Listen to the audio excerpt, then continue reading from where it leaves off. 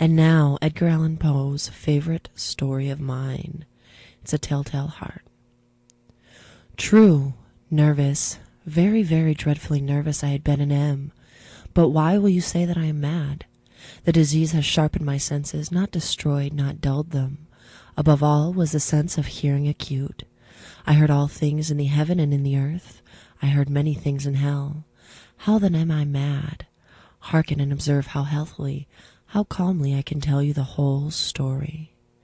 It is impossible to say how first the idea entered my brain, but, once conceived, it haunted me day and night. Object there was none. Passion there was none. I loved the old man. He had never wronged me. He had never given me insult. For his gold I had no desire. I think it was his eye. Yes, that was it. One of his eyes resembled that of a vulture, a pale blue eye with a film over it. Whenever I fell upon me, my blood ran cold, and so by degrees, very gradually, I made up my mind to take the life of the old man, and thus rid myself of the eye forever. Now this is the point. You fancy me mad. Madmen know nothing. But you should have seen me. You should have seen how wisely I proceeded, with what caution, with what foresight, with what dissimulation I went to work. I was never kinder to the old man than during the week before I killed him, and every night about midnight I turned the latch of his door and opened it oh so gently. And then, when I had made an opening sufficient for my head, I put in a dark lantern all closed so that no light shone out, and then I thrust in my head.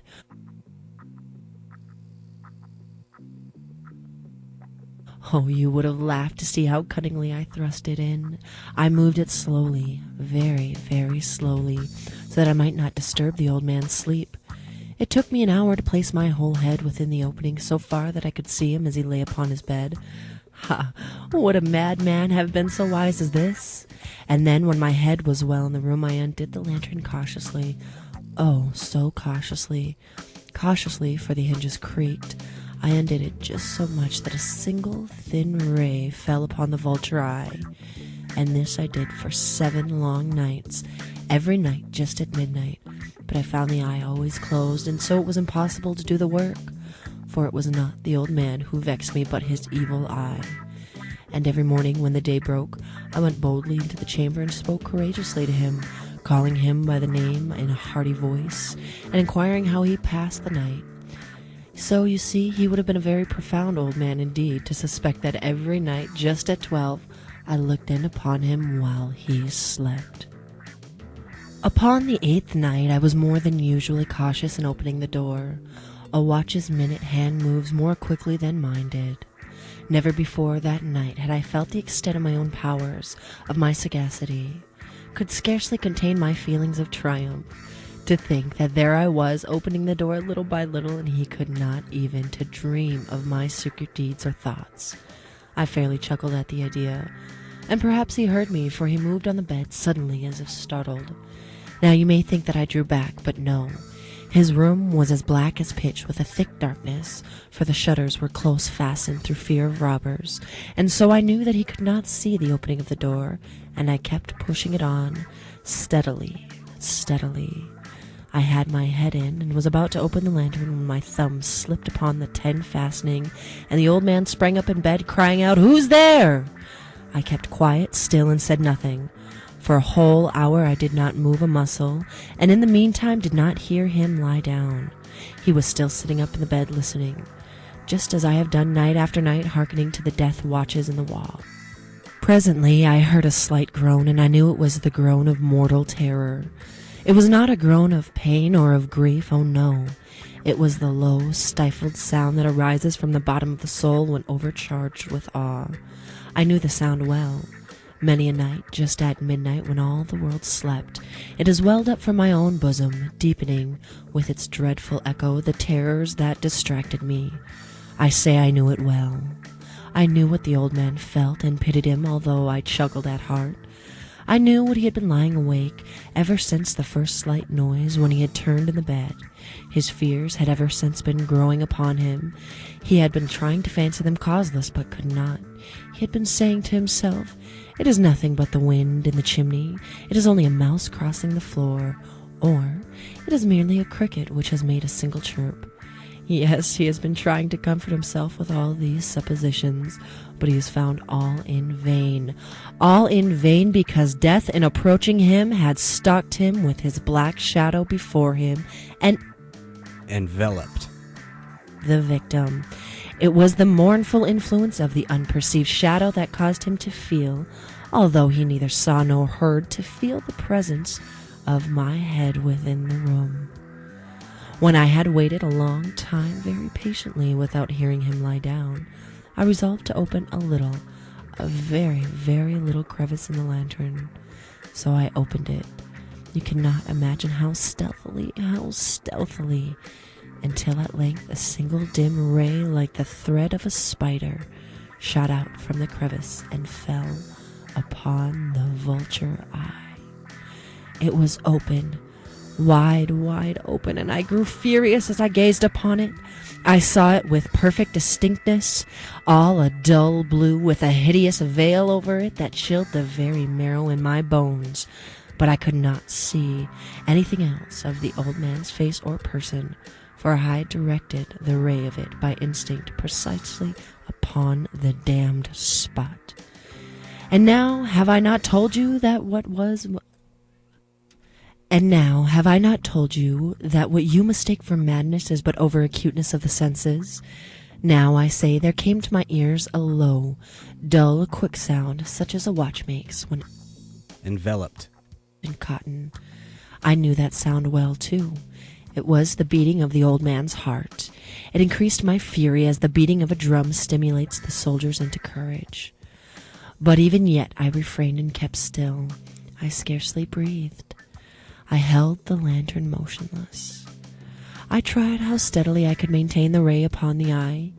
Meantime, the hellish tattoo of the heart increased. It grew quicker and quicker and louder every instant. Da-dum, da-dum, da-dum, da-dum. The man's terror must have been extreme. I grew louder. I say louder every moment. Do you mark me well? I have told you that I am nervous, and so I am. And now, at the dead hour of the night, amid the dreadful silence of that old house, so strange a noise as this excited me to uncontrollable terror. Yet, for some minutes longer I refrained and stood still, but the beating grew louder. Dum dum, dum dum, dum dum. I thought the heart must burst, and now a new anxiety seized me. The sound would be heard by a neighbor. The old man's hour had come. With a loud yell, I threw open the lantern and leaped into the room. He shrieked once only. In an instant, I dragged him to the floor and pulled the heavy bed over him. I then smiled gaily to find the deed so far done. But for many minutes, the heart beat on with a muffled sound. This, however, did not vex me. It would not be heard through the wall. At length it ceased. The old man was dead. I removed the bed and examined the corpse. Yes, he was stone dead. I placed my hand upon the heart and held it there many minutes. There was no pulsation. He was stone dead. His eye would trouble me no more. If you still think me mad, you will think so no longer when I describe the wise precautions I took for the concealment of the body. The night waned, and I worked hastily, but in silence. I took up 3 planks from the flooring of the chamber and deposited all between the scantlings. I then replaced the boards so cleverly, so cunningly, that no human eye, not even his, could have detected anything wrong. There was nothing to wash out, no stain of any kind, no blood spot whatsoever. I had been too wary for that. When I had made an end of these labors, it was 4 o'clock, still dark as midnight. As the bell sounded the hour, there came a knocking at the street door. I went down to open it with a light heart, for what had I now to fear? They entered, 3 men, who introduced themselves with perfect suavity as officers of the police. A shriek had been heard by a neighbor during the night. Suspicion of foul play had been aroused. Information had been lodged at the police office, and they, the officers, had been deputed to search the premises. I smiled, for what had I to fear? I bade the gentlemen welcome. The shriek, I said, was my own in a dream. The old man I mentioned was absent in the country. I took my visitors all over the house. I bade them search well. I led them at length to his chamber. I showed them his treasures, secure, undisturbed. In the enthusiasm of my confidence, I brought chairs into the room, and desired them here to rest from their fatigues, while I myself, in the wild audacity of my perfect triumph, placed my own seat upon the very spot beneath which reposed the corpse of the victim. The officers were satisfied. My manner had convinced them. It was singularly the ease. They sat, and while I answered cheerily, and they chatted of familiar things, but ere long I felt myself getting pale and wished them gone. My head ached, and I fancied a ringing in my ears. But still they sat and still chatted. The ringing became more distinct. I talked more freely to get rid of the feeling, but it continued and gained definitiveness. At length I found that the noise was not within my ears. No doubt I now grew very pale, but I talked more fluently and with a heightened voice, yet the sound increased, and what could I do?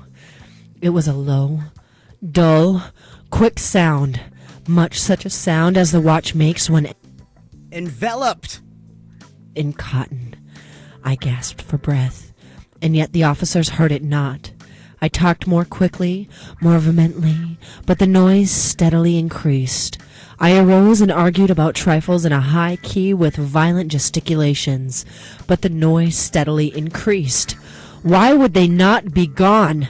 I paced the floor to and fro with heavy strides as if excited to fury by the observations of the men, but the noise steadily increased.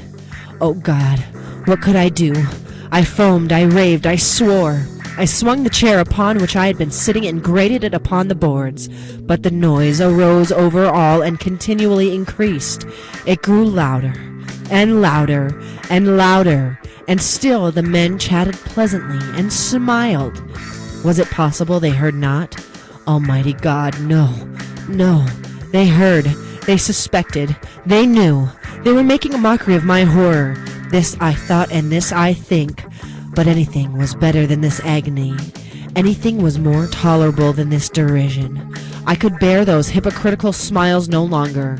I felt that I must scream or die, and now again, hark! Louder, louder, and louder! Villains, I shriek, disassemble no more, I admit the deed. Tear up the planks. Here it is, the beating of his hideous